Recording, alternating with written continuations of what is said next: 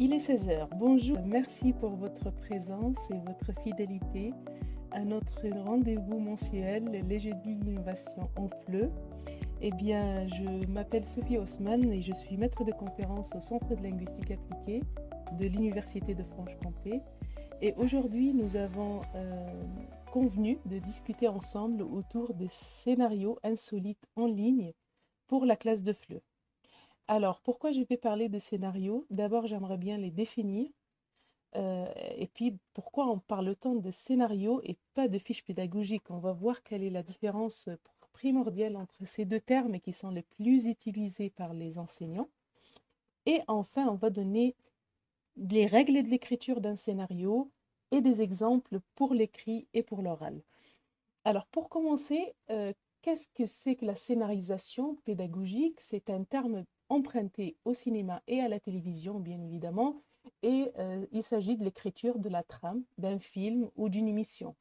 Donc, dans le cadre d'une formation en ligne, on emprunte ce terme pour concevoir la trame d'une activité pédagogique ou d'une formation. Donc, il s'agit de la structuration, l'organisation ou la hiérarchisation ou encore l'agencement des contenus et des activités d'apprentissage et des ressources et le matériel pédagogique et les outils également. Alors, c'est cette planification du déroulement des activités qui va faire qu'on va parler plus d'un scénario que d'une fiche pédagogique. La définition la plus intéressante autour de ce terme de scénarisation pédagogique, c'est cette définition d'Elknissen en 2019 où elle va parler d'un scénario cohérent où chaque élément est inséré en tenant compte des autres éléments ainsi que des objectifs et du contexte. Donc elle va mettre en avant les approches didactiques et pédagogiques retenues, les activités ou tâches d'apprentissage proposées, leurs principes d'enchaînement, les modalités de réalisation de ces activités, les choix des outils, l'articulation entre les activités et les ressources, et bien évidemment le rôle joué par l'enseignant. Voilà, donc c'est cette idée d'enchaînement, de déroulement, une planification d'un déroulement chronologique des activités. Ça peut partir d'un thème, mais ce qui distingue vraiment les deux, essentiellement, c'est cette mise en scène. La mise en scène, c'est ça qui va distinguer une fiche pédagogique classique d'un vrai scénario. C'est cet univers que vous allez planter, ce décor que vous allez mettre en place pour faire vivre à l'apprenant une expérience et le plonger parfois même en immersion en ligne. Vous savez, pendant la période du confinement, on parlait beaucoup de la mobilité en ligne et de cette immersion, la possibilité de vivre une expérience également qui est authentique et qui peut nous faire vivre une réalité et faire travailler la langue avec les 5 compétences. Alors, il y a deux types qui sont connus de scénarios. Il y a des scénarios classiques où on va avoir un découpage autour d'un thème. Donc, ça, c'est vraiment le plus classique et c'est vrai que c'est le plus simple à faire parce que là, on ne va pas se projeter sur une grande mise en scène avec des personnages, avec un lieu, voilà, avec un jeu. Donc ce découpage-là, je l'appellerai le plus classique, c'est-à-dire vous avez un thème ou par exemple des modules qui vont se construire autour du DELF, la préparation du DELF, et là vous allez choisir des thèmes, le bénévolat, l'art et l'éducation, l'égalité hommes-femmes, voilà, et vous allez construire votre contenu autour d'une thématique ou de ce thème-là. Et puis, bah, il y a la scénarisation avec une bonne réflexion en amont et qui parfois nécessite d'être à plusieurs, hein. C'est le cas quand on travaille sur un film ou une émission. Ils sont parfois 10 autour d'un scénario et je donne souvent l'exemple du scénario le plus addictif que que j'ai jamais vécu moi-même. Je ne sais pas si vous avez déjà eu la possibilité de regarder la série Prison Break. Alors, cette série Prison Break, elle est assez intéressante parce que la première et deuxième saison, quand on vous le recommande, on vous dit que vous n'allez pas sortir de chez vous pendant 2 jours ou pendant, à la fin, 2, 3 jours. Et c'est vrai. vous restez collé devant l'écran pendant 3 jours chez vous jusqu'à terminer la deuxième saison. Alors la troisième était moins intéressante. Mais pour arriver à ce niveau d'être en vraie immersion avec ces personnages H24, ils sont bien évidemment plusieurs à réfléchir pour sortir un scénario le plus captivant et voilà, le plus intéressant. Alors, en 2006, on parlait beaucoup d'un scénario très intéressant à l'époque, il s'appelait Polar Fleu.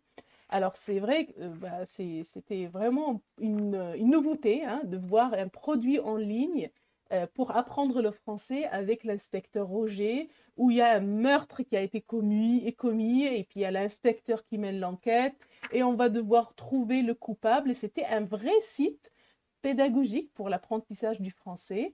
Et on va passer par un certain nombre d'étapes. Le crime, après on va voir l'interrogatoire, l'arrestation. C'était très captivant et je pense que cet exemple va toujours rester dans mon esprit. Hein, en 2006, je pense qu'on était connu à partir de 2003, 2004.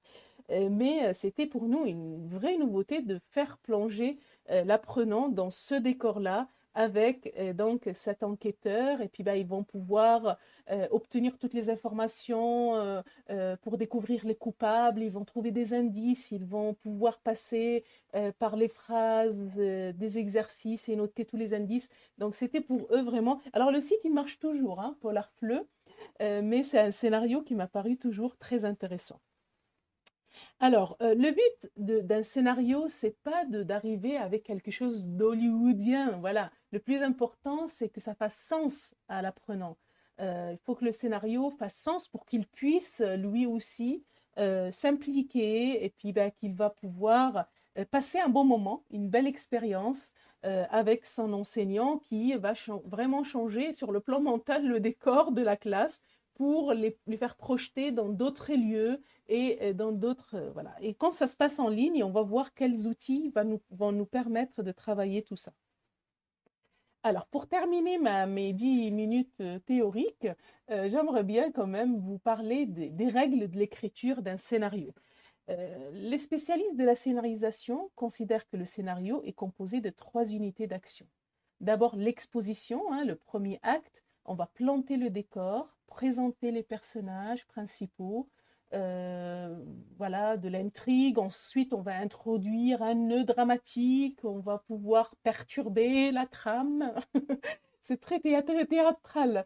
Voilà, il s'agit d'un élément qui va motiver l'apprenant à poursuivre son apprentissage. Donc ça, c'est intéressant de planter le décor et d'expliquer la consigne surtout. Parce que parfois, les apprenants sont vraiment perdus si la consigne n'est pas claire. Alors, après, une deuxième étape, deuxième unité, c'est la confrontation. C'est dans cette partie que le personnage principal affronte une série d'obstacles, où nous avons dans cette phase un point central qui en fait que la présentation va changer, et puis ben, on va arriver à un objectif ou à un second nœud. Voilà. Et finalement, la résolution, c'est la réussite ou l'échec du personnage principal dans sa quête. Et c'est la fin de l'histoire. Donc voilà, on peut tout à fait partir d'un scénario classique avec l'objectif, un test de positionnement, cours 1, exemple, activité, synthèse, évaluation. Donc ça, c'est le plus classique. Ou bien on part d'un truc un peu réfléchi avec des scènes et des personnages. Alors, je me souviens également, dans les années 90-2000, ce qui a eu vraiment comme succès les jeux de rôle et la simulation globale, c'est cette mise en scène aussi, qui a fait que les apprenants prennent un personnage et,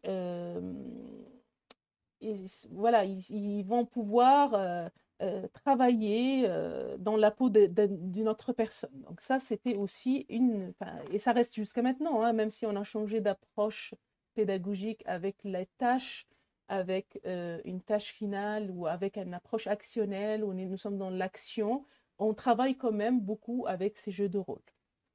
Alors, on arrive maintenant aux exemples.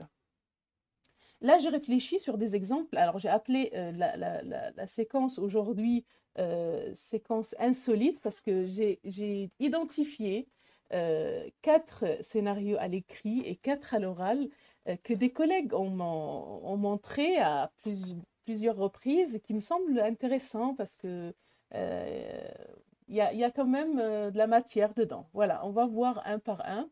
Et vous allez voir que le scénario, c'est pas très compliqué si on va pouvoir voilà, peut-être aussi s'inspirer de l'existant.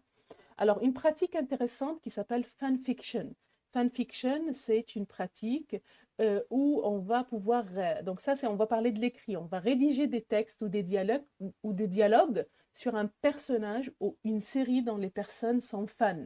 Donc là, on part déjà d'un décor planté dans un ouvrage ou dans un roman et on va essayer de réadapter le texte, d'ajouter par exemple un chapitre qui va complètement changer et ça permet de travailler l'expression écrite mais aussi orale. Vous allez voir. Alors, quel exemple? Inventer un début ou une fin à Harry Potter, par exemple, ou Alice au Pays de Merveilles, si vous voulez un roman franco-français. Alors, ou Le Petit Prince. Donc, on va pouvoir, je ne sais pas, Le Petit Prince est arrivé sur une planète, mais il a trouvé quand même que le Covid est là. Donc, il a quitté Terre pour partir dans l'espace. Alors voilà, écrire les épisodes de l'histoire ou d'un feuilleton à tour de rôle. Écrire une histoire à partir de personnages et d'éléments de narration. Écrire la fin d'un texte. Commencer par une autre classe. Donc, c'est intéressant parce qu'on va pouvoir prendre Google Doc ou la note collaborative qui est sur Zoom, par exemple, si nous sommes dans un contexte de classe virtuelle, ou note collaborative sur Google Drive, c'est le Google Doc, et bien, ou bien vous allez pouvoir mettre forum ou Padlet pour qu'ils puissent écrire ensemble le début ou la fin d'une histoire. Donc ça, c'est un premier scénario qui me semble intéressant.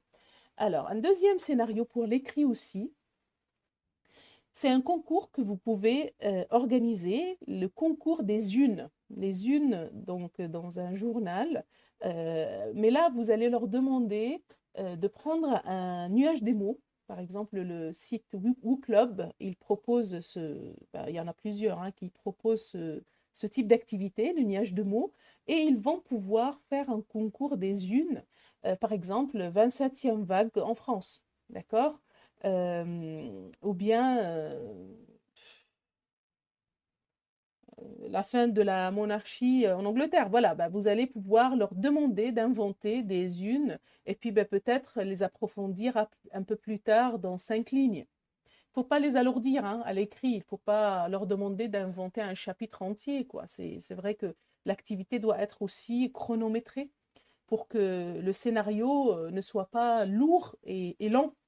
Donc, on va voir que même quand ils vont enregistrer une capsule vidéo, on va leur demander une capsule d'1 à 3 minutes maximum. On va donner là tout de suite des exemples pour l'oral. Alors, un troisième exemple pour l'écrit, les faux journaux, par exemple, sur des faits divers insolites. On va leur demander d'écrire des journaux, enfin un faux article hein, sur le chef de gare ne s'est pas réveillé et un train part sans voyageur, par exemple. Il faut qu'ils l'inventent eux-mêmes, hein, le scénario, mais il y en a pas mal. Vous pouvez leur donner des idées, des exemples. Hein.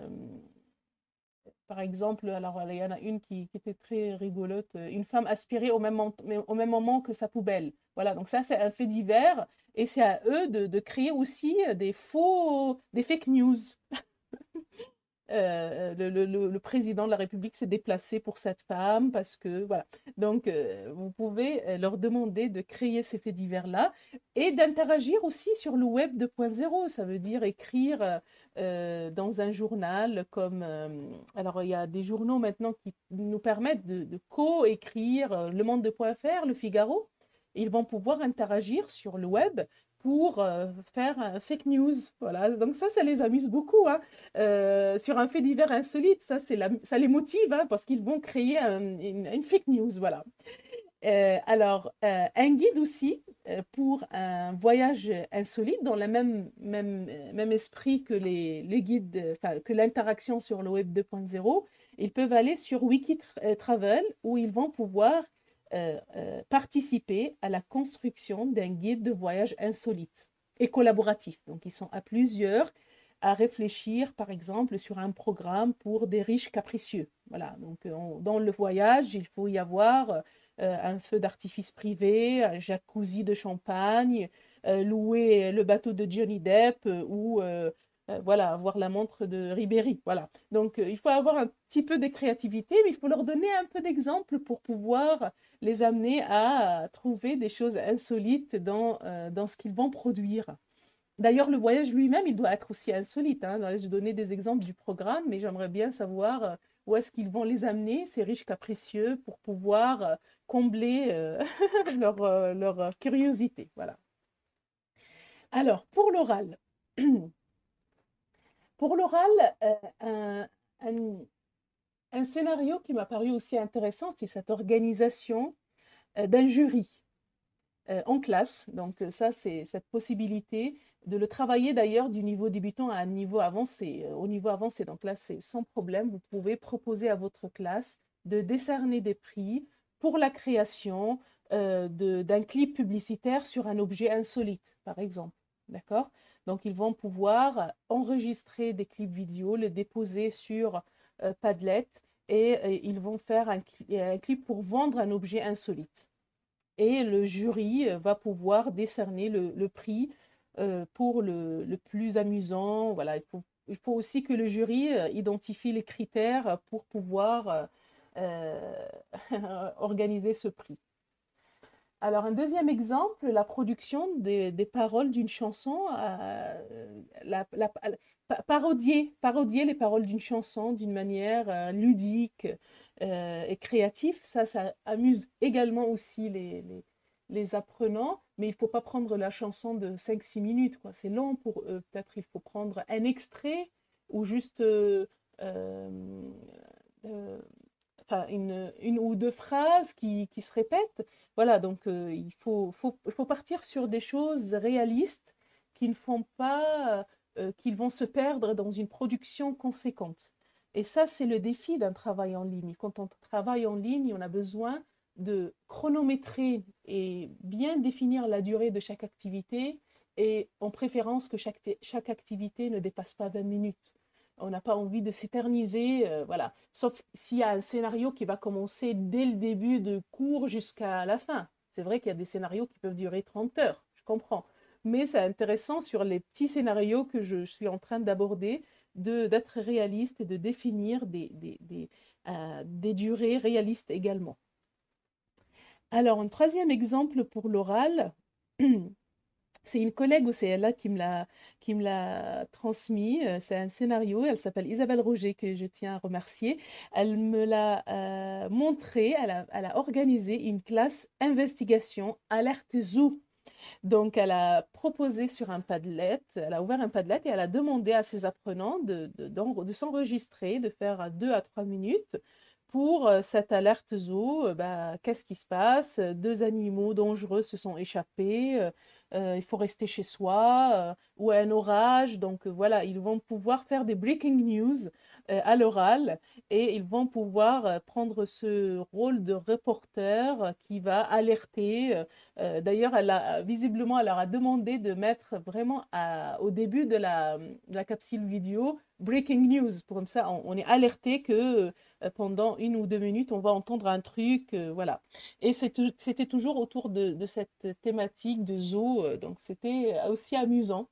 Ah, parce que là, ils produisent et ils proposent des thèmes très insolites. Là, vraiment, ils y vont, hein. Et j'ai vu une étudiante japonaise qui parlait vraiment de cette histoire d'orage et elle a amplifié beaucoup le- le- l'info. Donc, c'est amusant et ils ont un niveau B1, mais je pense que ça peut se travailler à partir d'un niveau A2 sur des phrases simples. Sachez que tous les scénarios peuvent se travailler à un niveau débutant, mais à une échelle langagier, enfin, à un niveau langagier un peu plus réduit. Voilà, s'ils arrivent à faire une phrase ou un titre, c'est très bien. Voilà, un titre insolite pour un niveau A2, c'est assez intéressant également. Alors, un dernier maintenant, dernier scénario, c'est cet enseignant qui va sélectionner lui-même des faits divers locaux, les faits divers les plus insolites, et il va les sélectionner et il va demander, il va les diffuser à ses apprenants.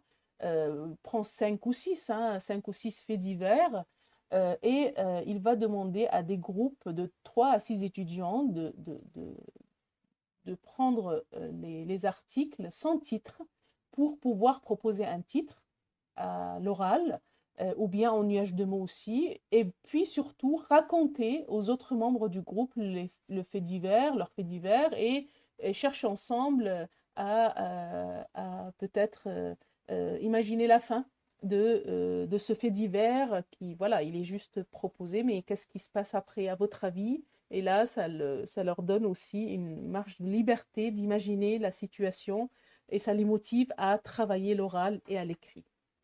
Voilà ces quelques scénarios que j'ai trouvé intéressants et que je voulais partager avec vous aujourd'hui. C'est vrai que je retiens pour conclure cette citation de William Shakespeare quand il dit que le monde entier est une scène. Hommes et femmes, tous n'y sont que des acteurs.